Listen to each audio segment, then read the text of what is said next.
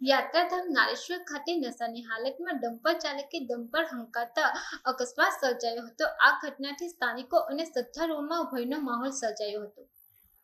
કરજણ તાલુકાનું નારેશ્વર જે પવિત્ર યાત્રા ધામમાં ગણવામાં આવે છે, મંદિરના લીધે સુપ્રસિદ્ધ છે, જે પ્રવાસીઓ માટે આકર્ષણનું કેન્દ્ર છે, પણ પવિત્ર યાત્રાધામની આસપાસ ઘણી રેતીની લીજો આવેલી છે, જે લીજો રેત માફિયાઓ દ્વારા 24 કલાક રેતીનું ખનન ચાલુ હોય છે, જેના કારણે વારંવાર અકસ્માતના બનાવ બનતા રહે છે, છતાં રેત માફિયાઓ પર કોઈ લગામ નથી, જેના કારણે ગત રાત્રિના સમયે ડમ્પર ચાલક નશાની હાલતમાં ડમ્પર અહંકારી રહ્યો હતો।